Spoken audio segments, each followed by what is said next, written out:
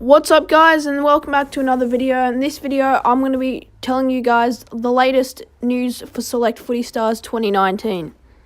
Before I show you the cards, I'd just like to say that I wasn't the only one, the first one to do a video on this. Centre Half Bench, Vader 4 Gaming and Jordy and Sam also did a video on the cards, so definitely check their channels out and subscribe if you haven't already.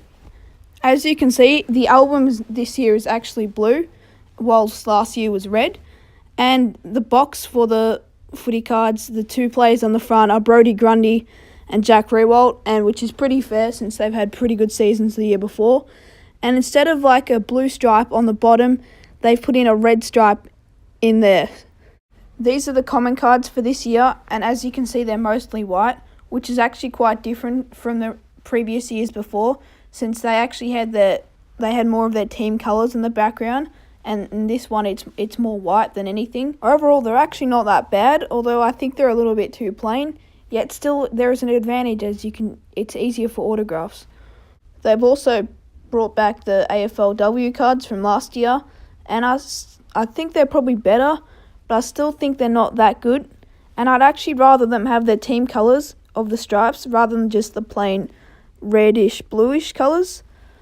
So yeah. I'm wondering also if they're going to be more AFL women's cards than just like 4, as there are 2 extra teams, Geelong and North Melbourne. I'd like to see maybe if they're going to have more cards, or maybe they're just going to have less. Select have also released a new card called the Instant Impact, and are pretty much a replacement card of the Selects from last year.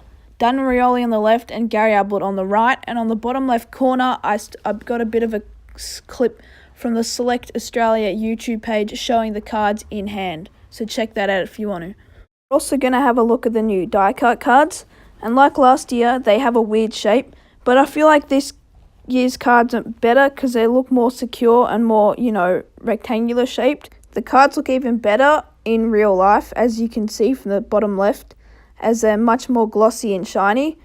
But this Jonathan Patton card still looks pretty cool, and I'm sure that these die-cut cards are going to be really nice. I'm sure we were all expecting it, but Select have also brought back the milestone cards, and I think they've done a pretty good job with implementing the background and having an MCG in the back.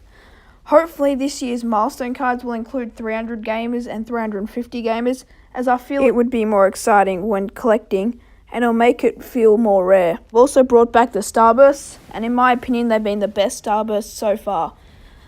Previously they had different colours such as the red, orange, yellow, blues and greens, but this year they've implemented a team colours on the background, which I find really nice. I'm also wondering though which type of Starburst they're going to have for the limited edition starter packs, since there's not really much I could think of having other than maybe a different design to their team colours, or maybe even an away strip, which I think would be really cool. The last card that they've released so far are the best and fairest, and I originally thought they were going to come in packs, but I later realised that they actually come in the albums like the years before. Also, compared to the previous years, this best and fairest card is probably the most colourful out of all the years, as the ones before were kind of white and black, so I think that's pretty cool as well. That's pretty much all the cards they've released so far. Other than that Disneyland card, they're also doing that from the previous year.